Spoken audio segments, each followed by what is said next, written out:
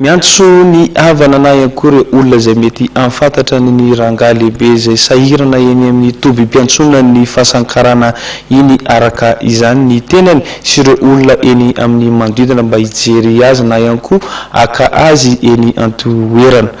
Ho hitantsika ato anatin'ireo vaovao tapatapahany kosa ny fisongadinan'ny tontolon'ny fampianarana.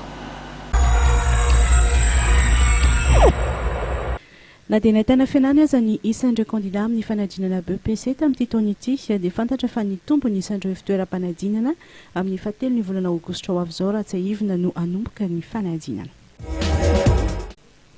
Mpianatra misy 10 avy ao amin'ny lycée Jacques Rabé Mananjara any Toamasina no vahiny antsy la réunion ny 20 ka hatramin'ny 27 ny volana jolay ho avy izao.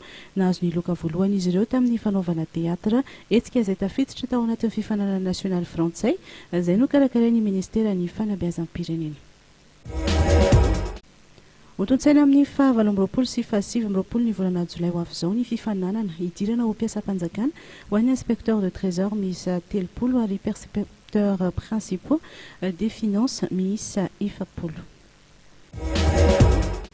Tsino akeny ireo mpitatitra ny sosikevitra narosy ny fanjakana mikasika ny fantsina ny fanapirana-bola 90 ariary isaky ny litatry ny gaziol landy. Ataken'izy ireo ny fampiakarana izany ho 400 ariary.